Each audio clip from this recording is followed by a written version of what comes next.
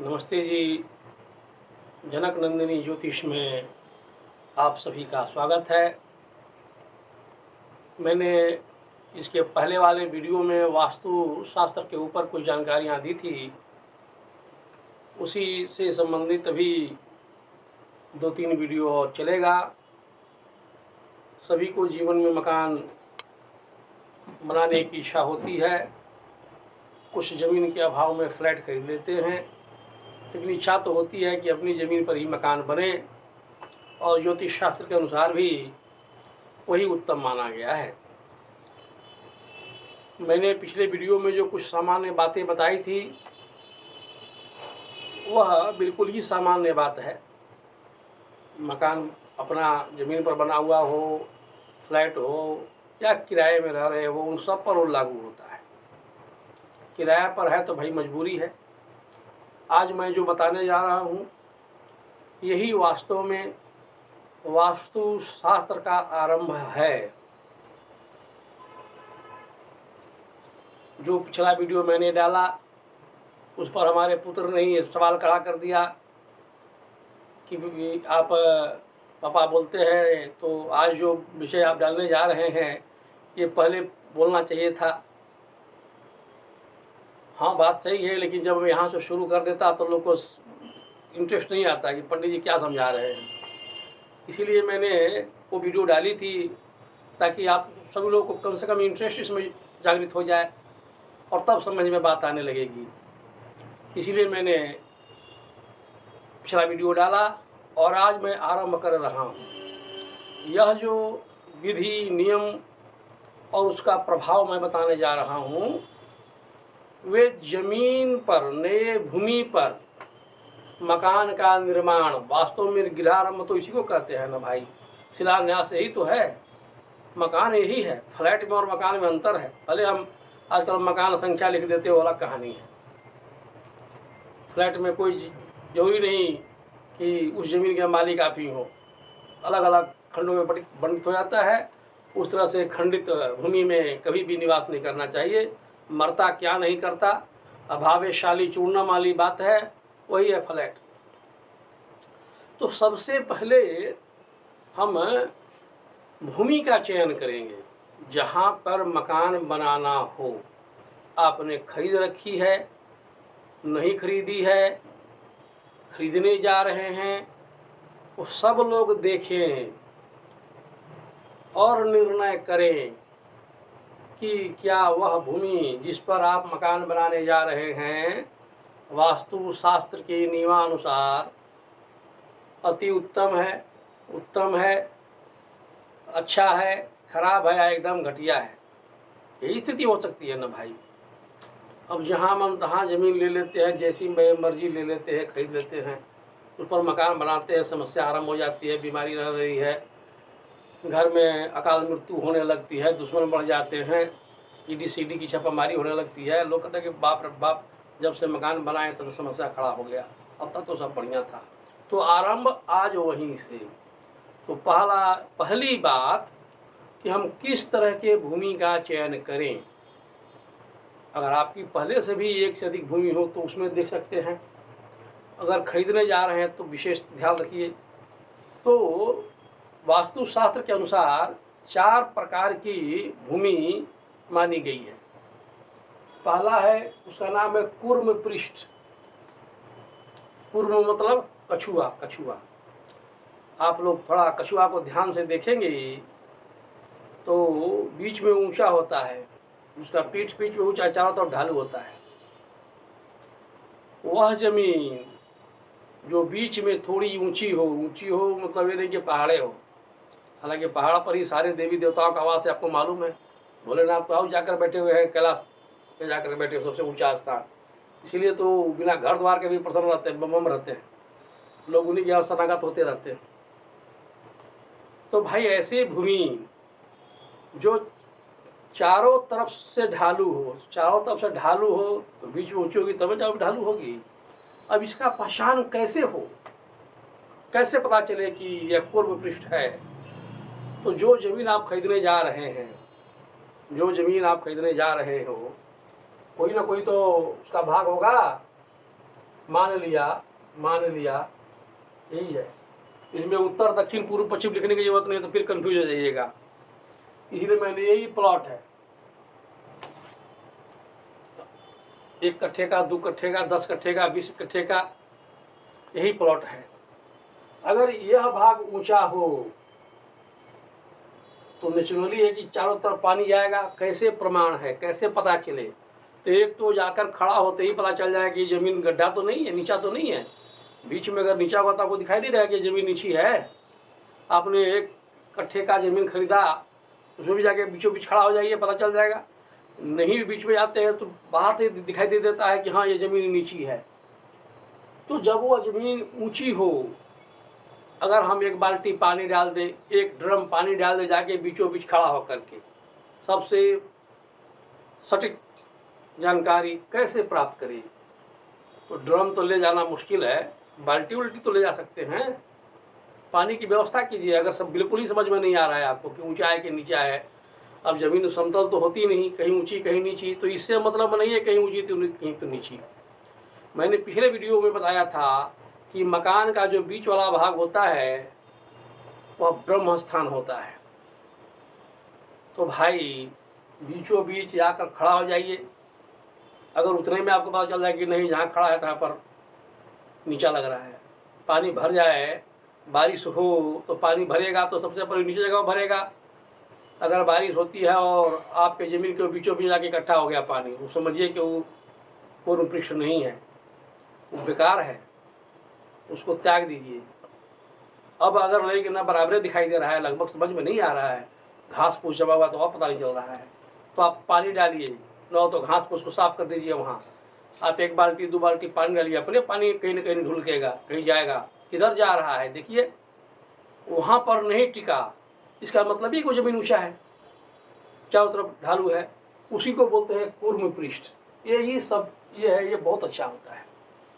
अगर ज़मीन बीच में ऊंची, चारों तरफ ढालू हो, यानी कूर्म पृष्ठ हो, कछुआ की तरह हो, उसमें यदि मकान बनाया जाए तो वह मकान 125 साल तक ठहरेगा। भूकंप का बाप वो कुछ नहीं बिगाड़ सकेगा। यह मकान की बात कर रहा हूँ। उसके अनुसार हवेली बिल्डिंग बनाइए तो फिर कहना ही नहीं है। उसके अनुसार मजबूती बढ़ेगा तो वो चलते रहेगा, हजारों साल तक चलते रहेगा। तो पूर्व पृष्ठ वही हुआ, चारों तरफ ढालू, बीच में ऊंचा, वह मकान लंबे समय तक अन्न धन सुख संपत्ति पुत्र परिवार इत्यादि से भरपूर रहता है। ऐसे लोगों का मान सम्मान ख्याति बढ़ती रहती है।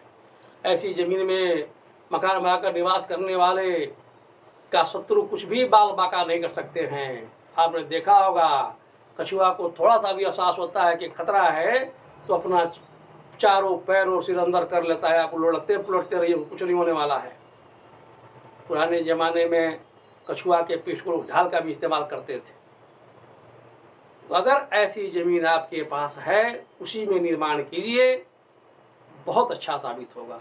वंश वृद्धि से लेकर के अन्न धन मान सम्मान ख्याति इत्यादि जितने भी कुछ सुख मकान के सुख कहे गए हैं, सब कुछ प्राप्त होगा।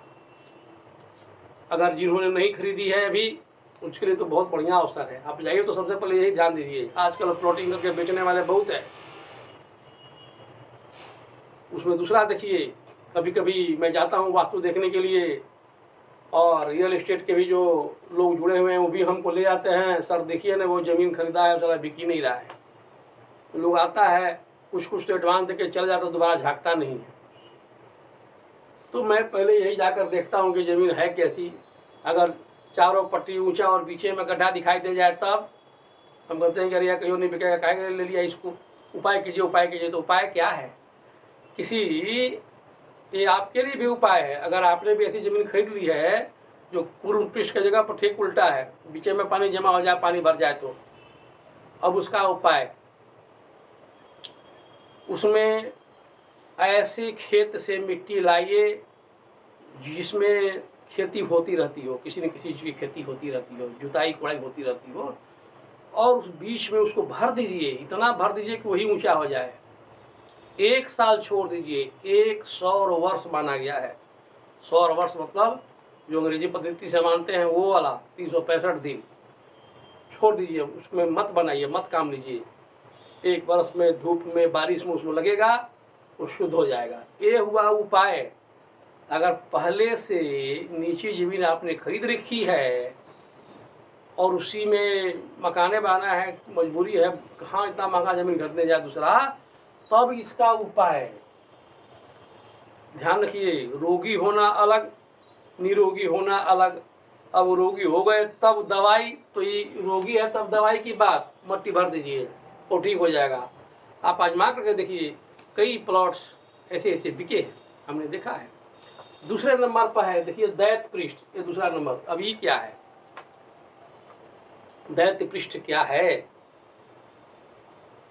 तो अब यहाँ मैं लिख रहा हूँ पूरब, पश्चिम, उत्तर और दक्षिण। ठीक है जी। ये हो गया ईशान कोण, ये हो गया पूरब, ये हो गया अग्नि कोण, दक्षिण नैऋत्य कोण, पश्चिम तो हो ही गया, ये हो गया वायव्य कोण, भंडार कोण, भंडार कोण। पहले मैंने नहीं दिया था कि दिशा देता तो गड़बड़ हो जाएगा। अब दिशा लिखा हमने, पूरब, पश्चिम, उत्तर, दक्षिण। दैत्य पृष्ठ, दैत्य नामी से पता चलेगा राक्षस है आदमी है। तो यदि यहाँ से ले करके ये सब पार्ट, एरिया देख रहे हैं, आधा पूरब के ईशान कोण से लेकर के पूरा पूरब, अग्नि कोण और दक्षिण दिशा, यही ऊंचा हो। ईशान माने आप एक लाइन में समझ लीजिए कि पूरब दिशा, ईशान कोण से अग्नि कोण तक पूरब दिशा हो गई, वह ऊंची हो। दक्षिण दिशा भी ऊंची हो। पता कैसे चलेगा भाई? तो खड़ा होते ही मालूम चल जाएगा उधर ढालू है। तो जब ये ऊंचा है ये सब एरिया, तो यहाँ पानी डालेंगे तो कहाँ जाएगा? इधर रहेगा तो उत्तर की ओर जाएगा, इधर ऊंचा है तो पश्चिम की ओर जाएगा। कभी भी पानी का बहाव, कभी भी ऊंचाई इस जगह पर नहीं होना चाहिए। किसी किसी में क्या होता है कि पूर्वे ऊंचा हो गया, दक्षिण में यहाँ तक चल सकता है, दक्षिण में आधा तक चल सकता है, आधा तक रहे तो भी इधर बचा हुआ तो चल सकता है ऊंचा है तो, लेकिन ये किसी सूरत में नहीं चलेगा। और अगर मान लेते हैं कि यहीं से लेकर के उत्तर, पूरा उत्तर दिशा और पूरब दिशा ऊंचा हो, तब पानी इधर जाएगा इधर जाएगा, ये एकदम वाहियात है। उत्तर दिशा, पूरब दिशा और दक्षिण का आधा पार्ट, उत्तर और पूरब का पूरा पार्ट, दक्षिण का आधा आधा पूर्व की तरफ रहे, अगर वो ऊंचा हो तो पानी का बहाव पश्चिम की ओर जाएगा और दक्षिण की तरफ जाएगा। ये है दैत्य पृष्ठ, राक्षस, राक्षस का पीठ है। पानी का बहाव हमेशा उत्तर दिशा में बढ़िया होता है, उसके बाद पूर्व दिशा में बढ़िया होता है, पश्चिम में भी होता है, लेकिन पश्चिम दिशा में ठीक बीचों बीच होता है, उसमें पेच है। पश्चिम दिशा में भी बहाव होगा लेकिन एकदम बीचों बीच होगा तब, नहीं तो नहीं, गलत है। लेकिन उत्तर दिशा सबसे बढ़िया, पूर्व दिशा दूसरे नंबर पर, तीसरे नंबर पर दक्षिण और चौथे नंबर पर पश्चिम। लेकिन पश्चिम और दक्षिण दिशा की ओर बहाव नहीं होना चाहिए। बहाव कैसे देखे भाई? तो उत्तर दिशा ऊंचा, अब पानी डालेगा तो जाएगा दक्षिण की तरफ, पूर्व दिशा ऊंचा, पानी डालेगा तो जाएगा पश्चिम की तरफ, ये नहीं होना चाहिए। इसी का नाम है दैत्य पृष्ठ। उत्तर दिशा, पूरब दिशा ऊंची हो, कुछ पार्ट दक्षिण का भी हो, लेकिन पूर्वे वाला एरिया में अग्नि कोण की तरफ ऊंचा हो, इसको कहते हैं दैत्य पृष्ठ। एकदम बकवास है। कभी भी ऐसे जमीन में मकान मत बनाइए। आप जमीन खरीदने जाइए मकान बनाने के लिए तो यह बात देख लीजिए कि वह जमीन कहीं उत्तर से ही तो ऊंची नहीं है, पूरब से ही तो ऊंची नहीं है। अगर ऐसा है उत्तर या पूरब से ऊंचा है, उस जमीन को आप मत खरीदिए। अभी न कि खरीद करके फिर पंडित जी उपाय बता दिए हैं तो उपाय करे काम चला लेंगे। तो अरे भाई आदमी है, जब देखना है तो दोनों आँख वाला देखो ना, एक आँख वाला कहाँ दिख रहा है कि एक आँख का काम चलबे करेगा। निरोगी खोजो ना, रोगी क्यों खोजना।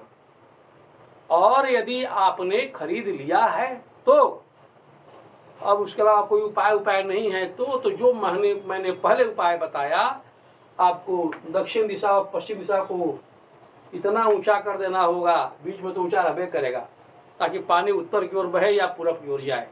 1 साल छोड़ दीजिए, तब बनाइए, ठीक रहेगा। ये उपाय है, इसको एकदम परमाने मत मान के चलना चाहिए। अगर ऐसा न करे तो उत्तर की ओर ऊंचा है, पूर्व के ऊंचा हो जमीन, उसी में मकान बना लीजिए तो 1 साल के अंदर इतना भारी पड़ेगा कि प्रवेश के बाद कि पछताएंगे कि बेकारे हो गया। दक्षिण दिशा मंगल बिना मतलब के झगड़ा करवाता है, अगले बगल वाला दुश्मन बन जाएगा, आपको रास्ते में चोरी करवा देगा। मंगल चोर है। जहाँ ये नीचा रहा एरिया, दक्षिण एरिया, कि चोर घुस जाएगा। तो दुश्मन से झगड़ा, अपने लोग से झगड़ा, अगर ज्वाइंट फैमिली में है, छोटा भाई है, तुरंत झगड़ा बंटवारा सटवारा हो जाएगा। अगर पुलिस विभाग में है, डिफेंस में है और आपने ऐसी जमीन में मकान बना लिया, आपके साथ दुर्घटना हो सकती है, दुश्मन की गोली आपको लग सकती है, उस घर में आग लगने की घटनाएं होंगी, शॉर्ट सर्किट से आग लग जाएगा, गैस चूल्हा आग पकड़ लेगा, ये सब परेशानी होती रहेगी। दक्षिण दिशा यही सब का कारक है। और पश्चिम दिशा की ओर अगर पानी निकल रहा हो सेंटर को छोड़ करके, तो पश्चिम दिशा का स्वामी शनि महाराज होते हैं, रोग के कारक है। हमेशा कोई ना कोई रोग हो, किसी न किसी को रोग होते रहेगा। उसमें भी खास करके नस का रोग, सांस का रोग, हार्ट का रोग, पैर का रोग परेशान कर देगा। दवाई खाते रहिएगा, जिंदगी चलती रहेगी। आपको अंततोगत्वा वो मकान बेच करके भागना ही पड़ेगा, तय मान के चलिए। इसलिए दैत्य पृष्ठ में कभी भी जमीन का चयन कभी मत करें, उस मकान का निर्माण न करें। जिन भाइयों ने बहनों ने मकान ले ली, जमीन ले ली है, कोई उपाय नहीं है और उसको बेच करके भी दूसरा नहीं ले सकते, उनके लिए मैंने उपाय बताया। उत्तर और पूर्व कोना को नीचा कीजिए। तो नीचा करने का मतलब ही नहीं खोद कर सकते, नहीं कर सकते। खोदाई का काम फिर मैं बाद में आऊँगा तो बताऊँगा। भर सकते हैं, खोद नहीं सकते। खोदने का एक विधि होता है, तिथि का निर्धारण होता है, तब खोदाई होगा। मैं मिट्टी भरने की बात कर रहा हूँ, तब बनाइए। तीसरा होता है गज पृष्ठ। गज पृष्ठ क्या होता है? गज मतलब हाथी, पीठ मतलब तो पीठ ही है, पृष्ठ मतलब पीठ ही है, हाथी के समान। ये दैत्य पृष्ठ का ठीक उल्टा है। मतलब क्या हुआ?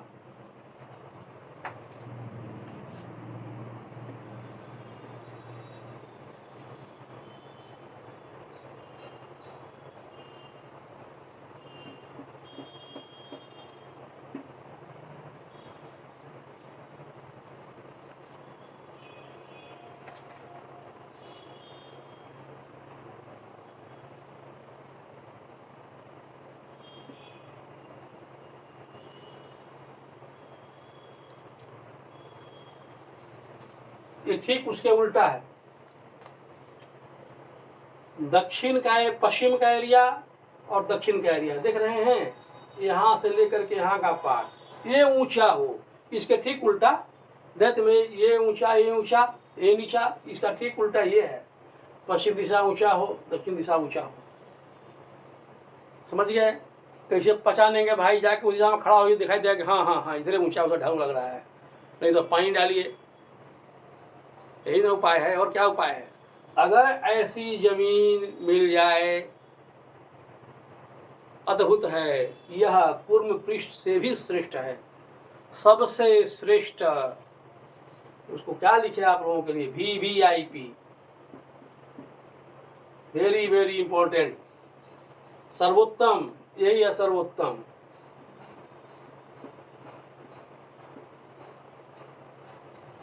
सर्वोत्तम, गज पृष्ठ सर्वोत्तम, पश्चिम दिशा और दक्षिण दिशा में जमीन ऊंची है, वह मकान के लिए सर्वोत्तम है।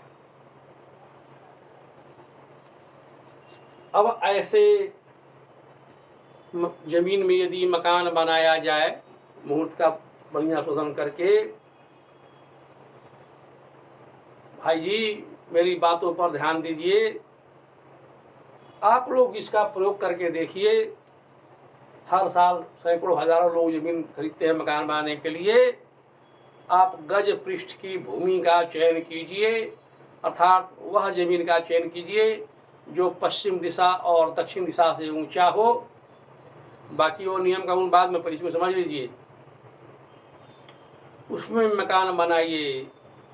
आप अपनी आंखों के सामने दूसरी पीढ़ी तीसरी पीढ़ी को भी देख लेंगे। जैसे आप हुए तो आपका बेटा होगा, आपका पोता होगा, परपोतो हो जाएगा।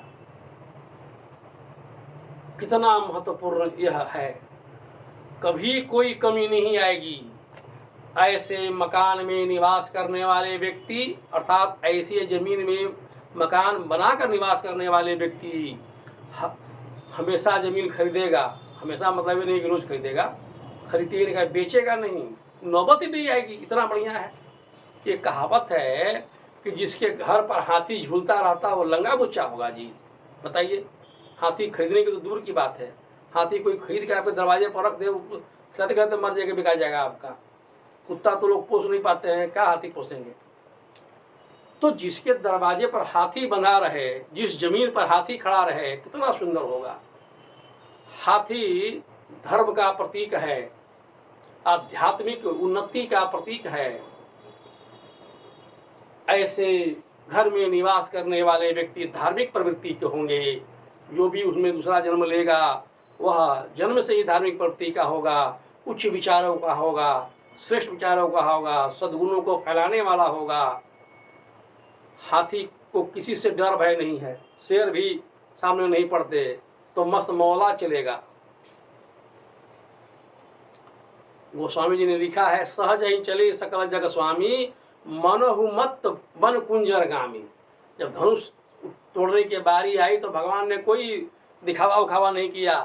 ऐसा नहीं कि तमक तमक धनुधर ही वाला हाल नहीं है, सहज ही चले। उनकी जो चाल थी वो एक मस्त हाथी की तरह थी जो जंगल में चलता है बेफिक्र होकर के। तो ऐसे जमीन में मकान बनाकर निर्भर करने वाले व्यक्ति और उनकी जो अगली पीढ़ी होगी उनकी भी स्थिति रहेगी, हमेशा अच्छा फल ही प्राप्त होगा। सर्वगुण संपन्न, चतुर्दिक सफलता ऐसे ही मकान में निवास करने वाले व्यक्ति को मिलता है। तो गज पृष्ठ सर्वोत्तम, ये उत्तम है, पूर्व पृष्ठ वाला उत्तम, ये है सर्वोत्तम। अब नाग पृष्ठ, चौथा है नाग पृष्ठ। नाग सांप देखते हैं ना भाई, सांप में क्या होता है कि पूंछ पटकते रहेगा, यह सिर के खड़ा किए हुए रहेगा, है कि नहीं। तो वैसी जमीन, सांप तो लंबा होता है,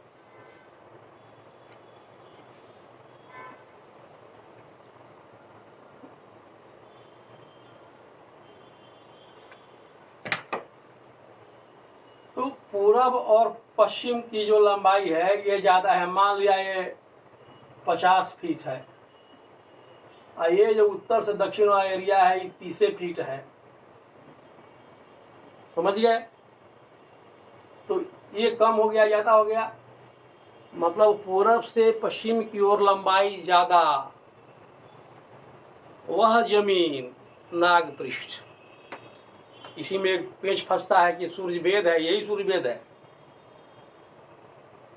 जमीन पूरब और पश्चिम की ओर लंबाई लिए हुए हो, अंग्रेजी में समझने के डीप ज़्यादा हो, विड्थ कम हो, चौड़ाई कम हो, लेकिन किधर हो, पूरब से पश्चिम की ओर लंबाई ज़्यादा हो, उत्तर से दक्षिण की ओर कम हो, उसी को कहते हैं सूर्य वेद। सूर्य वेद छोटा चीज़ है, असल मूल बात ये नाग पृष्ठ। बात को समझ रहे हैं। एक तो हुआ, एक अंतर हो जी सूर्य वेद, उसका दो भाग में समझता हूँ। पहली शर्त की पूर्व से पश्चिम की ओर लंबाई ज़्यादा। और दूसरा जो सबसे बड़ी समस्या है कि उत्तर और दक्षिण की ओर जमीन ऊंचा, एकदम करहा की तरह, नाला की तरह। नाला तो नहीं है, कहने का मतलब कि जमीन पूरब भी नीची है, पश्चिम भी नीची है, उत्तर और दक्षिण में ऊंची है। अब पानी डालेंगे तो या तो पूरब निकल जाएगा या पश्चिम निकल जाएगा। अंतर को समझिए। जमीन खाली है लेकिन संयोग ऐसा है कि उत्तर वाला जो एरिया है वो भी ऊंचा है हल्का, दक्षिण वाला भी ऊंचा है, तब जाकर के नागपृष्ठ कहाएगा। पहली बात, पूरब से पश्चिम की ओर लंबाई ज़्यादा। दूसरी बात कि उत्तर और दक्षिण का जो एरिया है वो ऊंचा। ये नाग है। नाग जब पूंछ फटकारता है, खड़ा तो नहीं देखते हैं कि बीचे बीच गैप नजर आता है, वो नाग पृष्ठ है। इसमें भी कभी भी मकान नहीं बनाना चाहिए। ऐसे लोग जो नाग पृष्ठ वाली भूमि में निवास करते हैं वो खुद भी बीमार रहते हैं, पेट की कोई न कोई बीमारी लगी ही रहेगी, बाल बच्चे भी जन्म लेंगे तो भी रोगी रहेंगे, फूड पॉइजनिंग होते रहेगा। ऐसे घरों में सुसाइड करने वालों की संख्या बढ़ जाती है। जहर पी के मर जाएगा, फांसी लगा लेगा, राहु केतु लपेट देगा ना, सांप है ना। कुछ भी काम करेगा, करोड़ों कमाएगा, अरबों कमाएगा, बचत के नाम पर लाखी ही रहेगा, वो भी बचत खत्म हो जाएगा। ऊपर से भर, नीचे से झर, संपत्ति टिक नहीं सकती। होता क्या है कि अब पंडित जी सब कुछ बेचारे नहीं बता पाए, कौन याद रखे इस सब चीज़ों को, तो सूर्यवेद कह देते हैं। सूर्यवेद सबको मालूम है, तो सबसे पहले लोग हड़कता है कि सूर्यवेद है, नहीं लेंगे। क्यों नहीं लेंगे? यही कारण है, सूर्यवेद वाला जो होता है नाग पृष्ठ में होता है। अगर ऐसी जमीन हो उसको मत लीजिए। अब ले ही लिया है तो जो मैंने उपाय बताया है यही कीजिए। उत्तर और दक्षिण वाला को नीचा करना है तो काट कर मत कीजिए। पूरब और पश्चिम वाला को इतना भर दीजिए कि बराबर हो जाए। जो बनाना है साल भर के बाद बनाइए, ये उपाय। लेकिन मैं उपाय बाद की बात है। अगर हमारे पास ऑप्शन है, जोरी है, तो हम वैसी ज़मीन की हम चयन ही नहीं करेंगे। तो 4 तरह की ज़मीन हमने बताए। इन चारों तरह की ज़मीनों में नागपृष्ठ और दैत्य पृष्ठ में कभी भी भूल करके भी कोई मकान मत बनाइए, नहीं तो समझिए कि आप अपना मुसीबत ही मोल ले रहे हैं। इस वीडियो में इतना ही। आगे मैं अन्य बातों को बताऊंगा। यदि आप लोगों को मेरा यह वीडियो अच्छा लगा हो तो लाइक कीजिए, शेयर कीजिए और सब्सक्राइब कीजिए। धन्यवाद।